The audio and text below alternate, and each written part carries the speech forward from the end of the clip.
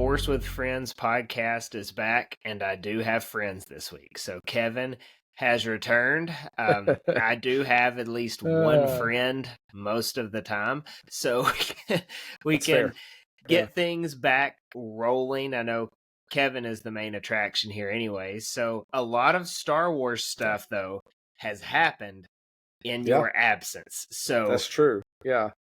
I hated to miss last week. You did a good job rounding out the sequel. I was surprised with all the really good questions with the sequel what ifs. They were so good, weren't they? They were good. But real quick, also, happy belated birthday to you. So it was Will's birthday. Was it Monday? Is that what it was? It was not Monday. It was Tuesday. Day off. Yeah, day off. Happy birthday to Will. So a year older. Appreciate that. You know, big year older. So being a 30-something is fun. You know, you feel it when you try to everything just starts hurting. Yeah, you go to Disney, and like 10 years ago, it was like, I could walk 30,000 steps, and you don't walk nearly that many, and you're still as tired. Yeah, like my feet used to not hurt, but so you left. There was many disturbances in the Force while you were gone. I don't know like what the deal was, but the agenda of this episode, we're just gonna cover the 4 big news stories. Okay, so 1, the Acolyte was canceled or not renewed. We have, what's the game called? Outlaws. Comes out in a week. Yeah. We have a Skeleton Crew trailer. Looks like a lot of fun. And then we have a Mandalorian and Grogu movie teaser, which also not a lot there, but enough to talk about. So that's kind of the order we're going to go in things. We're going to start with the most recent to the furthest away. So that's the way we're going. So Acolyte, Outlaws, Skeleton Crew, Mando movie. All right, so Acolyte. We're not getting a season 2 of the Acolyte. So that's been a lot of the talk this week. A lot. So funny. I mean, we enjoyed the Acolyte, but like I genuinely could care less if they cancel it or not. Like it stinks, you know, that we're not going to get more Chimera and Plagueis and for whatever reason, I was very interested in Vernestra being thrown in at that, kind of knowing that she plays a big part in Chimera's story. So I think that may be why I was more interested there than anything. But I wanted more story, not losing sleep over a lack of story. But you have half of the fan base outraged during the show coming out. You have another half now outraged that it's canceled. And you've got a lot of fans in the middle who are just like, hey, let's get to Skeleton Crew and Andor and then the next thing. I find myself in that category because I am a off-screen Star Wars fan as well. So I'm pretty sure they're just going to be like, hey, authors, let's continue this story somehow, and or comics, things like that. So I'm pretty sure that's what's going to happen. So if you're into the books and whatever, I don't think this story is going to end. But if you just wanted it on Disney Plus, then probably not going to happen for you. No, not so much. Yeah, I was bummed it got canceled.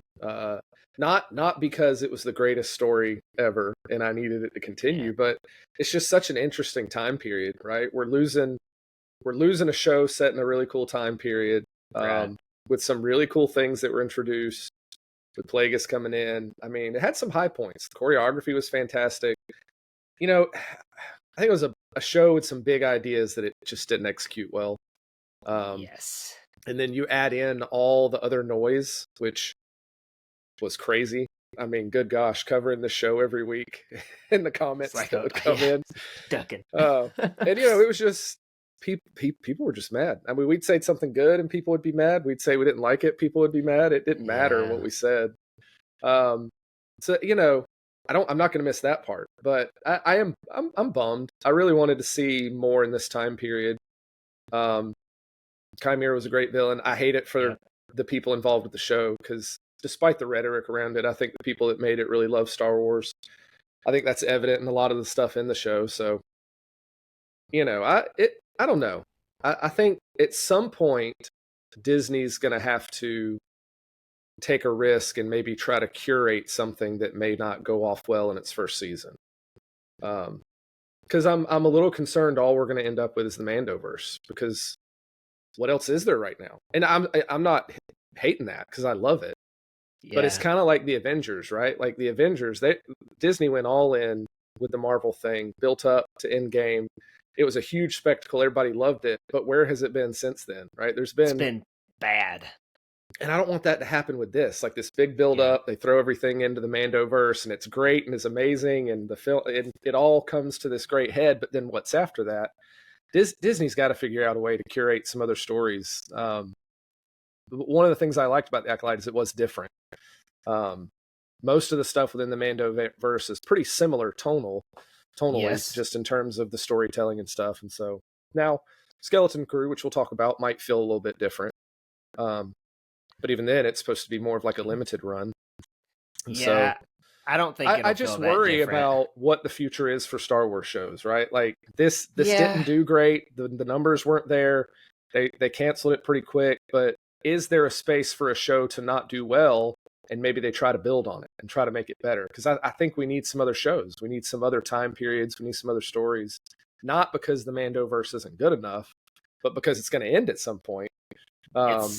And there's just so many great stories to tell. And so, so that's why I don't love this. I'd have liked to see another season to see what could have come out of season 1, you know, with its flaws, what they could have done to build on it. But so it goes. Yeah. Well, here's my thing on The Acolyte. I enjoyed it. You can go watch all of our reactions and our breakdowns and now all the talk about it. It was good. We had some great conversation. We had some less than stellar conversation. A lot of people were angry. But again, when you're on your press thing in the weeks leading up to The Acolyte, and you have a director who has said things that, agree with it or not, are polarizing, okay? So whether your worldview lines up with their worldview or not, mine may not necessarily line up with all the things they believe, but I enjoyed the show, so I can separate the two. But it's completely okay for people not to separate the two. Like, they can be like, hey, they're pushing something that I'm not interested in, so I'm just not going to watch it. Now, being hateful, that's a different thing, but I'm just not going to watch it. Well, here's the issue. They went in a somewhat polarizing direction outside of the show beforehand. And so you have, and saying just kind of stupid things, like, why would you say that before your show comes out? Okay, so they do that. Apparently, a very large number of people decided, I'm not gonna watch it, one reason or the other, and they didn't watch it. So there was a lot of hateful people, but I don't think it was that many. I think there were a lot more people who were just like, this isn't my thing.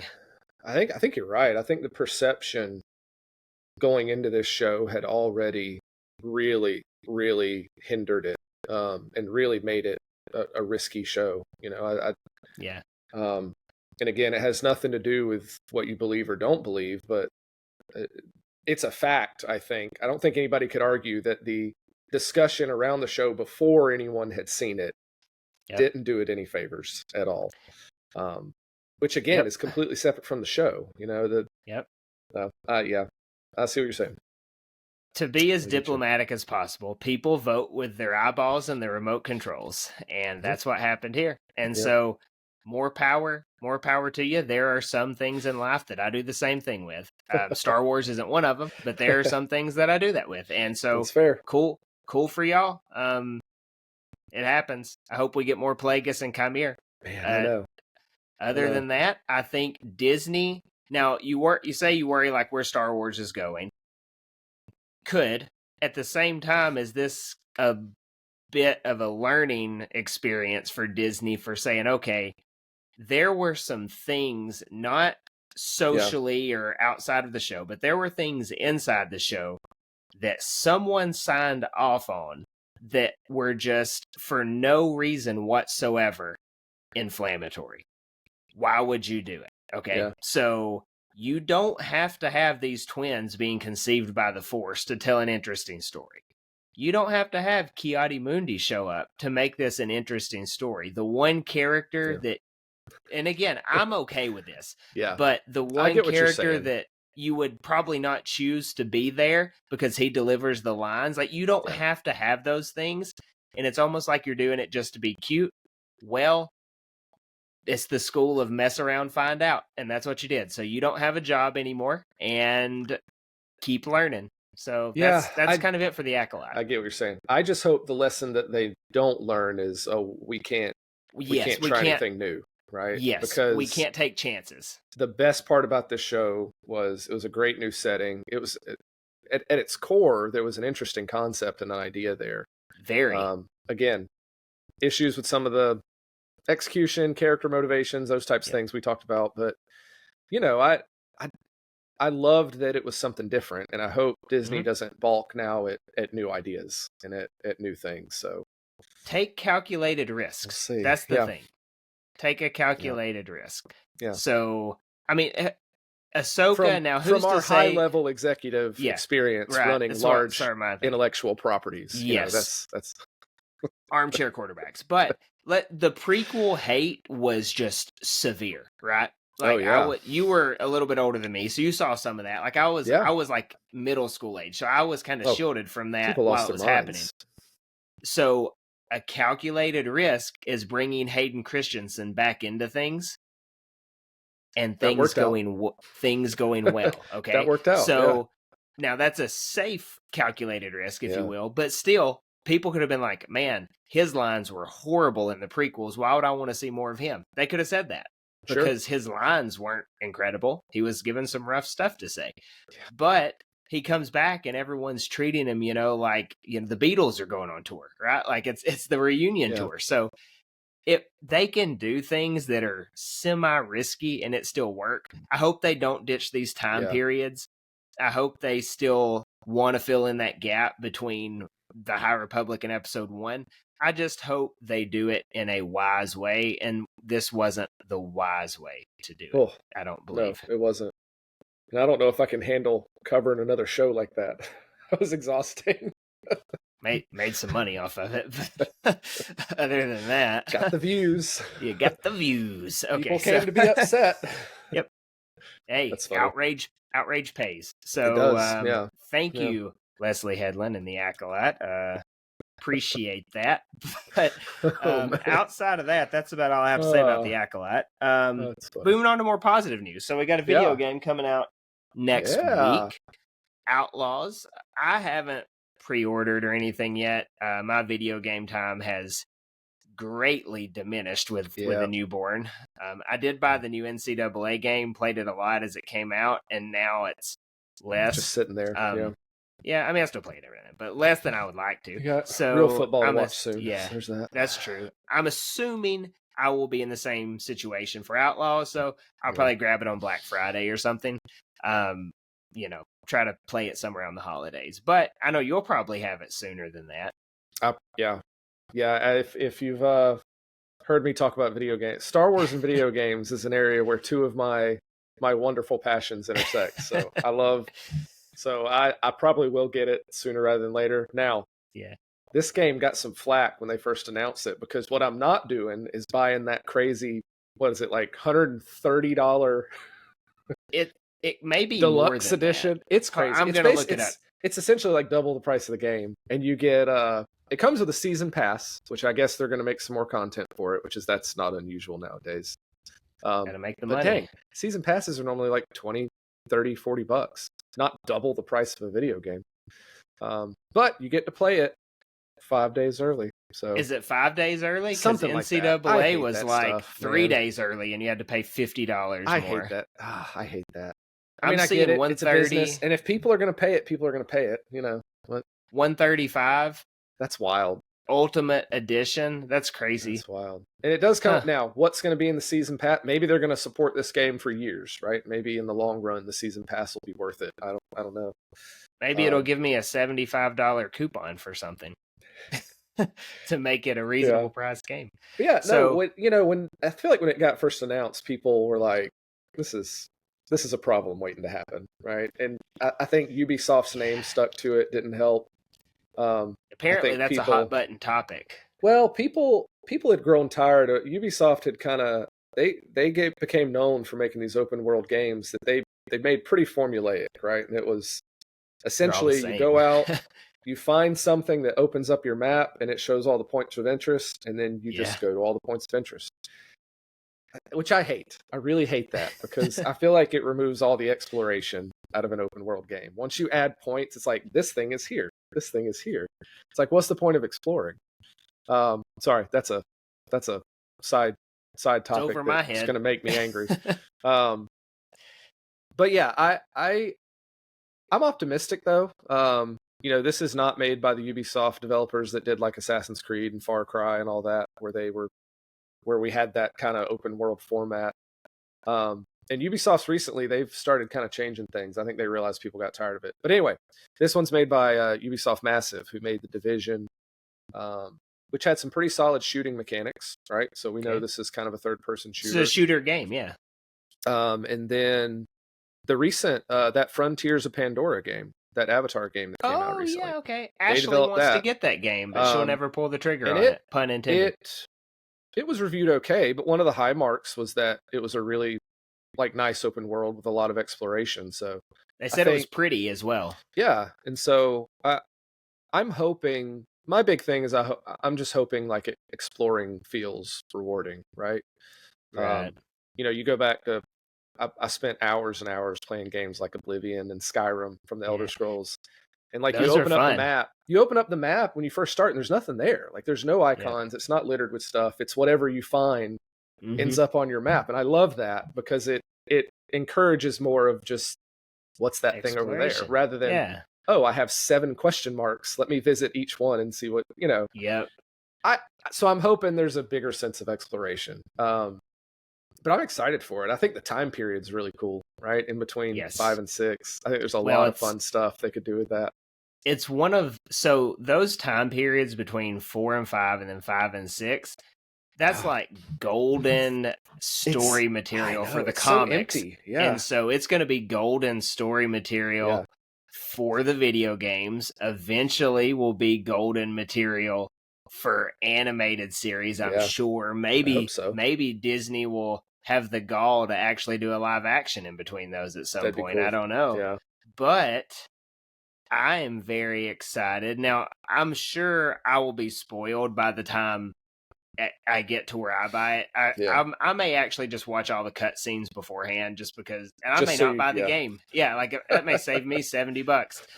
But I think, because Star Wars is a very large IP. So say you're like, if it's a video game isolated within a video game, not that there's like not big stories and big things happening, but when you're playing into that larger, you know, IP of Star Wars, I don't think it's going to leave you empty-handed on some kind of canon story piece. They'll throw something in there that's big and that we're all like, oh my gosh, can you believe that this happened or that so-and-so did this and they showed up? And so I think it will have something like that. Now, I don't think it's going to be, you know, something just completely outlandish, but my goodness, Darth Vader shows up. I think it's going to be like Vader, right, in the Jedi. I don't know that Vader shows up in the end of, in both of those games he's in it. And like big roles. I don't think it'll be something like that. But I wouldn't be surprised if you get some pretty cool, like Boba Fett stuff, Jabba the Hutt stuff. I think it'd be cool if you come across like all those bounty hunters, like IG-88 and Bosk and Dengar, like all those guys that they get a few seconds in the movies, right? That'd be really cool to see them. And then, like, I feel like at some point within this, crime syndicates. The crime syndicates are going to be cool. You get to interact with the Pikes and some of the other. I can't remember who all's in there. What if Mando shows up in it? Oh, that'd be interesting. You could, right? You could do that. Yeah. We were just saying like Mando versus everything. Just running into bounty hunters. Yeah. You know, I definitely think the Empire and the Rebellion have got to be somewhere in the backdrop of the story. Like it doesn't just go away. And so I like the idea of like maybe you do something for the Empire to like spy on a rebel cell, or you help out a rebel cell from a crime scene. I like the idea that there will be some of this interaction in and out. I think that could be really cool because again, you're just kind of a gun for hire in this game. So I'm hoping they really do give you some freedom to really interact with these groups how you want to. So there's some really cool little stories that I feel like could take place in this time period. Now this is me being ignorant. Is it Ubisoft, however you say it. Can you, in their games traditionally, like, can you pick and choose to do missions from either side and go around and do stuff like that? Like, is that a thing they do, or is that something not to expect? So I would say that's not something that's super common in a lot of their open world games. Okay. There's not a lot of faction type oriented stuff. Okay. But again, this is made by a very different developer that has not really worked on a lot of those Assassin's Creed, Far Cry, Watchdog type games. And so I know it's mentioned that you can do like various jobs for them. And I think I've seen something where it does mention them as operating as like factions. Okay. So it would be cool if you can kind of work your way through the syndicates and earn bigger jobs and maybe like double agent stuff. That would be fun. Like on The Office, where they're all like turned. The setting and the idea of it, I think, is really cool. So I think there's a lot of potential there. So I'm excited. What's the big game? It came out last year. Everyone was playing it. Open world. It's free on Xbox. You're in space. I played it for like a few hours. Starfield? Starfield. That's not Ubisoft, right? No, that's Bethesda. Okay, Bethesda. Okay, because in that game you can go and do kind of your own things. Because I remember choosing, which faction or whatever I was going to be part of and all that. So I should not be expecting that type of game. I don't know. That's a good question, because I feel like they are trying a new territory with this game. Okay. So it'll be interesting to see how much freedom you really have to kind of make your own way. That'll be interesting to see. So, I would be interested in that. Yeah. Now, I feel like we say this all the time with Star Wars stuff, but we'll say like, oh, it would be weird if this didn't happen, and then like never happens. Yeah. So I do think kind of what you're saying, it would be weird if there's not interaction with the Empire or the Rebellion. But at the same time, they could just completely go Crime Syndicate and just mention both in passing. Yeah. I'm sure you'll end up taking out some stormtroopers. Like, I think it would be cool even if you just hear like people talking about how they're hunting for, like they're looking for Luke Skywalker, right? I imagine the Empire's looking for Luke Skywalker right now. Yes. I'm pretty sure they've hired people to look for Luke Skywalker. Right. So I think it'd be cool even if you just come across those conversations of like this bounty on this Luke Skywalker. That would be cool. I would like that. So, well, we'll have to get an update from you on the video game in a few weeks for sure. Yeah. If I have time to play it. Yeah, right. Maybe a month or so. Unless we're spoiled before then and just talk about it. But I'm excited for it. I think Black Friday is a realistic time frame for me to get it. Probably a few bucks off as well. Kind of the plan. Or if I waited out long enough, I might get it for free on Game Pass. We'll see. Sometimes I luck out on that, but I'm not banking on it. But that has historically happened to me before. So we'll see if that continues. There you go. Next up on the agenda, though, is Skeleton Crew. So Skeleton Crew we have coming out on December the 3rd. It's another Tuesday night, 9 Eastern release, which I'm a big fan of that. Yep. That is just a love letter to those of us on the East Coast that don't have to wait till the next day to watch it. So that's really cool. Yeah. Yeah, I think it's going to be fun. You've heard all the stuff. Coming of age, Goonies, Stranger Things, all that everyone says about this show. It's probably going to be that and more for Star Wars.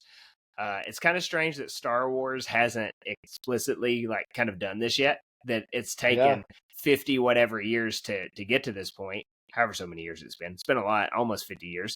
So very cool that that's going to be a thing. I think Jude Law is a strong actor. Star Wars. Oh, for sure. Not always known for the strong actors. So we've got one. We got another. So that's exciting. Just a group of kids running around exploring the galaxy. That's fun stuff. Yeah. They get lost in a dangerous galaxy is what it says. So is it the current galaxy? Is it a different one? I don't know. It's going to be fun either way. So I'm excited to see it. Yeah, well, we've seen some familiar faces, right? We got the pirate guy from. Well, so it makes me kind of wonder if they're out in the unknown regions or something. Gem of a storyline. The pirate guy from Mando season 3. Rando pirate guy. I don't even know his name. Glad we're picking that one back up. That's the only thing that makes me worry about this show. So that's up there with Space Forces. You've seen kind of him and his pirate crew, which looks fun. But yeah, I think I don't know. I think there'll be some cool stuff. It'll obviously this is supposed to tie in somehow with all the other ongoing adventures in the Mandoverse. So no, I'm excited. Jude Law, just seeing some interviews with him, like he's spoken very highly of the process and the show. Like one thing that really grabbed my attention is he kind of talked through each director, right, of all the shows, and was talking about what they really brought to the table and things that surprised him, and how this guy, it was kind of stuff that was out in left field, but it was like very emotional and very funny and very well done. And so just a lot of very specific praise for all the directors involved, which I feel like is a good sign, right? And then, John Watts, the guy who did all the Spider-Man movies, so I feel like he's got a decent pedigree right now and has earned a chance. They've been good. So I'm looking forward to it. I mean, they really did. They really doubled down on the coming of age thing. Like, right, that trailer opens up in like the space suburbs. Right, there's like we're really lost, is what they say. I mean, it feels like an '80s movie, right? Like that it's coming out. That's fun. Yeah. I definitely think, and I think it's definitely intended to be a family show. I think they're shooting for something that you can sit down and watch with kids, and it's fun. Yeah. It'll be good. I'm looking forward to it. I think it'll be interesting, especially knowing it's going to be a limited run thing. It's not going to be a long term. Yeah. Yeah. Well, it's going to play right into this Mandalorian story. Yeah. I think it's the Trojan horse to get Ahsoka and Sabine back to the galaxy. That's my, pie in the sky prediction, where they get lost, out in that galaxy. Otherwise, they got to wait on a whale to take them back, or go through the world between worlds. All that could happen, but it would almost make sense as if, they end up really lost, and then somehow but the season 2 of Ahsoka, like Dave Filoni did say he was working on season 2, and the little sketch he drew was the whole Peridia deal. So again, like with the continuing like walking through the Mortis thing or whatever. So there's still a lot of story to tell over there. So maybe it's not. Probably isn't then, but somehow it's got to swing into all of that. I do like the idea because Stranger Things, progressively gets more serious as they've gotten older. If this thing did run a couple seasons before the Mandalorian movie where this supposedly wraps up, I think it would be cool for the stakes to kind of up as, the kids get older. I think that'd be a cool thing to see. But I think it is so smart considering, the Acolyte, we've talked about it. Has its pros, has its cons. I would not have watched it with my kid, right? So say our baby is, 10 or whatever. Want to watch Star Wars? That's fair. Wouldn't have watched it with her, right? So this show could turn out to be one of those things where it would be like the whole family sits on the couch and watches it, and it's fun, and it's got those Star Wars themes. It can be serious and fun for everybody. Shrek is a great time for kids and adults alike, right? Is this going to be the Shrek of Star Wars? I don't know, but that's funny. But I think it's a very smart move to have a broadly appealing show after a very not broadly appealing show. That's true. It's gonna work out. It's almost like they knew that might be bumpy. Let's end this year on a high note going into Andor season 2. That's true. Yeah, and I wouldn't see this, even if this show did go on for several seasons. I would never see it getting as dark as like Stranger Things.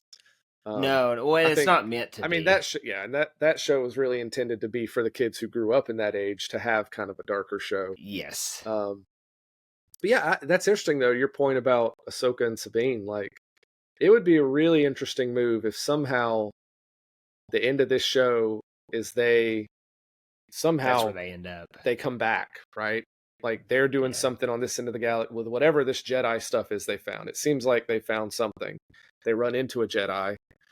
And then maybe could Ahsoka season 2 then be like a flashback? Like, because now we're interested in how did they get to this point where they got pulled back with the kids or whatever that looks like. I don't know. And then that could all be a leading up to type thing.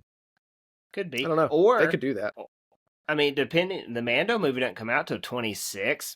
Yeah, that's they a could while. have Ahsoka season 2 before then. I mean, I don't know how all this works, but you could have them get there and be a part of Ahsoka season 2, and you're combining the fan bases of both shows, maybe building it up. I would bet on season 2 coming out before the Mando movie. She's got to get back before the big showdown. I mean, we'll talk more about the Mando movie in a minute, but any thoughts on Jude Law's character? Well, do you think there's a big surprise there, or do you think that's he's what I was just a guy? Is it a misdirect? Is he? I hope he's not a somebody, first of all, because everyone, Star Wars always wants nobody to be a somebody and vice versa. Yeah. I think the biggest issue with Rey is you commit to making her a nobody when it seems like she's going to be a somebody, and then you're like, let's make her a somebody again. That doesn't work for me. So that'll never happen again in Star Wars, by the way. That will never happen again.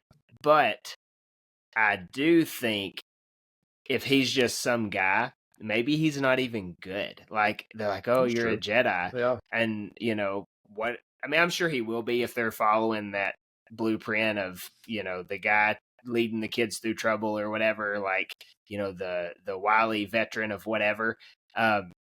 Maybe he is a Clone Wars veteran or something like that. Yeah. Like, but he can just be another person that Anakin missed. We keep adding those in, so why not just let him be another and tell that story? That would be my preference, because if he's somebody that knows someone, and it almost takes you to a different story. So I would like it to be isolated to this story. Yeah, honestly, I like the idea that he maybe is not even affiliated with the Jedi.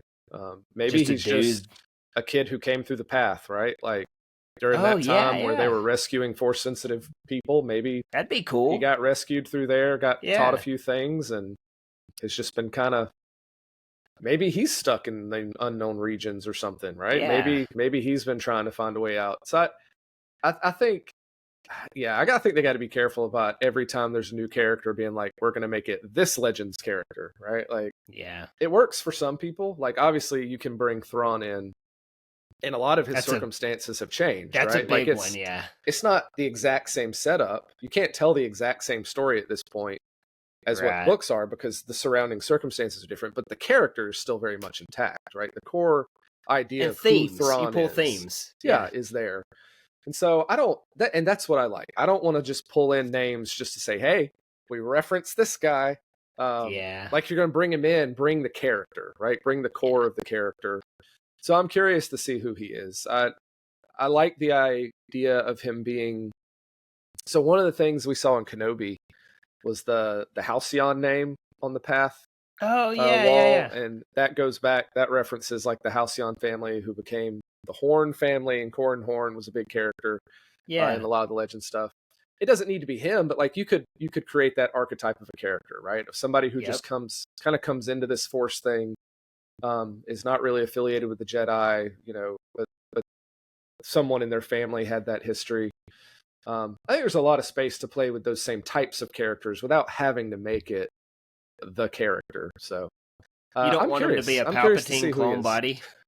I saw that theory. I was like, please no.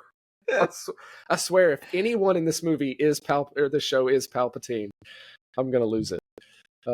Yes, I saw that. Yeah, I was like, please don't be Palpatine. Everyone should be a Palpatine at this point. No, that's what's gonna happen. This is the Palpatine saga. So, well, that's funny.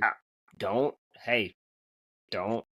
just be sitting around thinking that couldn't happen. It certainly could. I don't think it will. I think the way, like you said, they've got the Spider-Man guy making it. They've got nobody from Star Wars outside of the pirate guy, that's in any of this. That seems to be the tie-in point. And so just keeping it in universe, if you will, that may be the one thing that's like, oh yeah, you remember the pirate guy, and here's the story out here. Yeah. That's kind of what I'm hoping for.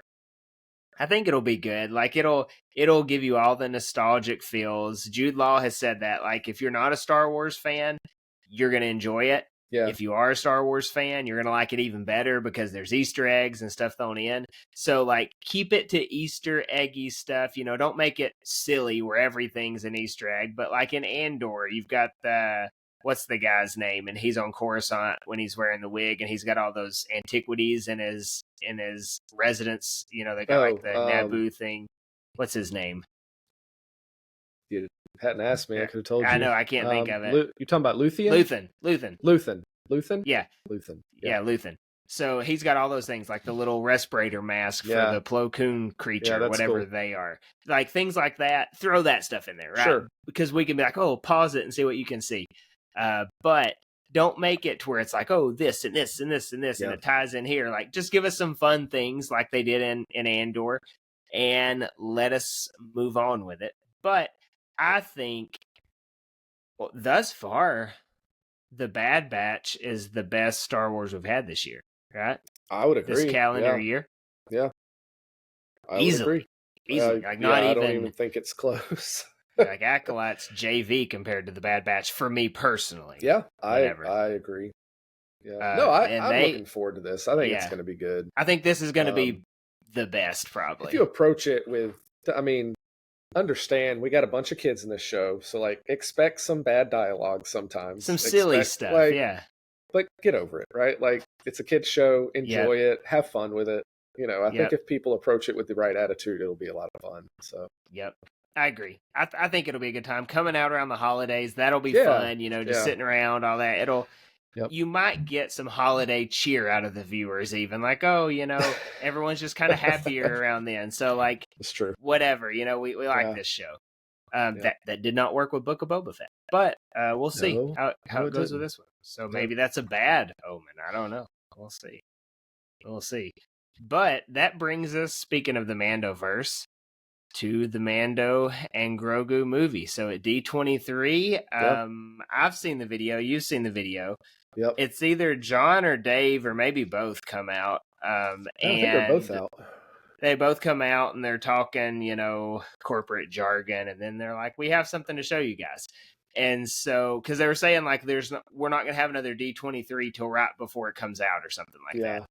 So then we had to show you something because it would be a long time. And so they got a little sizzle reel for the Mando and Grogu movie, which is honestly, like, really surprising because they just started filming within, like, the past month or so, I believe. It was in July, I think. And so they're filming. We're not going to show it, but you see Mando, like, he's on a snowy planet going to Imperial Base. You see Grogu, like, going through, you know, like, the little vent or whatever.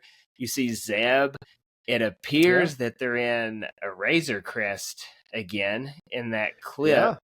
You see the walker, back. You know? So there's some cool shots in there.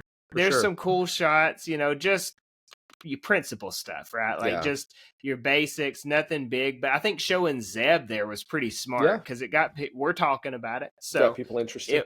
It got people interested, you know, the Rebels fans getting in. So you got Zeb on your shirt there just to talk about it. So we're excited about that. The Night Squadron, shout out for the cool shirt. So I think, like, well, you want to say, like, Star Wars is back, you know? Yeah. Whatever. I think Star Wars hasn't went anywhere, but come May of 2026, the dialogue will be Star Wars is back. That's going to be the messaging, and it's going to be a lot of fun once we get there. Yeah. Yeah, I'm really interested because obviously we know nothing plot-wise right now, right? There was nothing in that sizzle reel that gave away really anything. I'm curious how they make the jump from feeling like a TV show to feeling like a movie, right? Because everything we've seen so far, like, and there's nothing wrong with that. Like, TV shows feel like TV shows. It's the writing. You have more time. It's different. It's paced differently. It can't be the volume every shot. Because and I don't want to go into this feeling like I'm watching a really long episode on the big screen. So, and I'm not saying that's what it's going to feel like, but I'm curious how are they going to make this jump from this that we're so familiar being a TV show to making it really feel like a big movie on screen. I feel like there's a challenge there to do that. So I'm curious as to how that's going to go. but it's Jon Favreau. That's my only thing. Is like he No, knows that's a good point. office. He does. Like, He's got a lot of experience making big movies, so that is a good point. So they can't screw this up. Disney cannot screw. They can't afford. Like they're capable, but they can't afford to. You're right. And so. And so Kathleen Kennedy, it's like saying, the boogeyman or whatever, but she has said she wants to go out on a high note. That was the reports. Yeah. Well, let's give her one. Like, let's give her a high note, get her out of here, Yeah.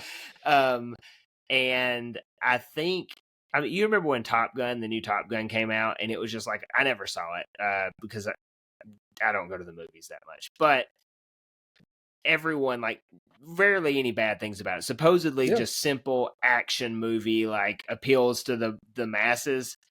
Wrap up whatever story you're trying to tell, but don't get too cute with it, because if you're banking on the Avengers type deal where you have to watch 37 movies to come do it, no, everybody ain't gonna do that, especially these Disney shows on Disney Plus. So you better make sure, like, people can jump in and just kind of know, oh, this is the bad guy. Wow, he's ominous. And, oh, there's our heroes. And here's the supporting cast. And just a big blockbuster, action, explosions, emotions. Put all that in there. Have some substance to it, obviously. You got to pay off for everyone who has been watching all this. But keep it simple, stupid. That's the rule. Keep it simple, stupid. I think it would serve them best if this movie really hones in and just goes back to focusing on the two of them, the duo, right? Like, there's been a lot of moving parts that came into play in season 3, not necessarily for the better, right? Like, I think once the focus began to drift off the two of them, the show did take a little bit of a hit, and so I really hope that's the goal, is to really bring back the focus just on the two of them and their journey through the galaxy. I think that would do a big service to the movie. So, how do you think it's going to end? How do you think this story wraps up? Gosh, I mean, it's got to have some sort of tie-in to what's continuing to go on, right? I mean, I don't think it ends in a vacuum, not acknowledging the whole Thrawn situation, because that's next, right? Movie wise, I'm assuming that's Do you think it kicks off the Thrawn story, like movie wise? Like coming into the shows now? Are we getting this maybe Thanos level build up? I hope not, because I don't think it needs to be, because I think Thrawn's story in and of itself is not like that type of build up. I mean, his own story in and of itself is Thrawn's story is Thrawn. I don't know. I don't know if you understand what I'm trying to say with that. I feel like he's already on the scene and he's there. But to the casual viewer, that's true. Yeah. So maybe you do find a way to introduce him to people who just showed up because it's a Star Wars movie in theaters. And they have no idea what's been going on. Yep. That's a good point. I think he's got to be there somewhere by the end. You can't have another big bad, or you have too many going into the sequels. Yeah. So those sequels, they keep, disrupting things. But I do. So my theory, I think Star Wars frees themselves of the Pedro Pascal dilemma. He's like the busiest guy in Hollywood. Yeah. So I think we wrap up this Din Djarin story. I think they've kind of been getting us closer. I'm cool with it. If you don't want to be a voice actor, don't be one. Go do The Last of Us. That's okay. Yeah. But don't hijack the Star Wars story because you don't want to be a voice actor. So let's take care of that situation. I think that's a great time to do it. I think we reveal Grogu as the Mandalorian. Okay, so it wraps that up. Because Grogu is the Mandalorian. It's not Din Djarin. It's going to be Grogu's story. He's the cash cow. Din Djarin is currently the Mandalorian, but at the end of this, it will be Grogu. And so I think what season 3 of Mando ended up setting up for us going into this big Thrawn story, we've got Grogu on probably Mandalore with whatever's going on there. I think they, the Mandalorians play a big role in this fight against Thrawn. Not sure how all that kind of tidies itself up. Right. But I think it does get us to this heir to the Empire story that we're going to get, this New Republic story, that in all likelihood, Ezra Bridger, Ahsoka, Sabine. Ahsoka could be your main character of that. Yeah. But you got to think it's going to be a Luke, Han, and Leia deal. In some capacity. If it's a New Republic story. I mean, at some point, you can't keep moving into this plot line without them being present, right? I mean, you can keep Luke out of it. You can, because he's out doing his Jedi thing. But I don't think you can keep Han and Leia out. No, not if you present this thing as like a threat to the entire New Republic, right? So that will be interesting to see how they navigate that. That's tricky. How you do that, how extensive it is, how integral to the plot it is. That's tricky maybe business. It's just Ahsoka. I don't know. Like maybe you just go all in on her. That's cool. Maybe, I think it's great. But it, like you said though, it is weird if they don't show up. It's very weird, and Ahsoka's like probably my favorite. Yeah, Star Wars deal right now. Yeah, that's not a knock to Ahsoka. It's just. But I don't know that Ahsoka sells movie tickets, so I don't know that Ezra and Sabine sell movie tickets. That's a great point. Yeah.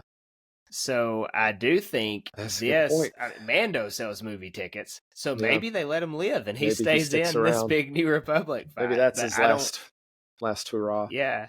I don't know, but I could see it being the last stand for him, and then it goes into this heir to the Empire type story. Right. So it just kind of shoots you into it. That's my thoughts. It's going to be a long time till we know. Long time, yes. Yeah, it's not. I hadn't really processed until I saw. I knew it was a while off. Then I was like 2026. 2026. It's 21 months. It's not soon. Yeah, 21 months. So. You got a long time. That gives you a lot of time for reshoots too, kind of depending on how your little seasons of stuff go as well. So the story, that's a good point, could evolve, but I think it probably wraps up this little Mandoverse story and takes us into the New Republic story is my impression on this. Gives us plenty of time to get Ahsoka and Sabine back. I can see that.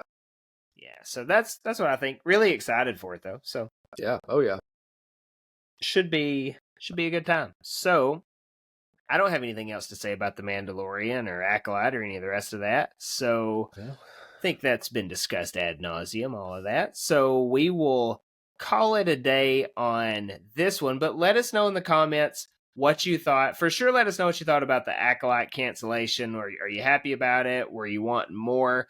And drop, some Skeleton Crew, some Mando stuff in there as well. Definitely interested to see what you have to say about it. Otherwise, thank you guys for watching, and we'll catch you next time.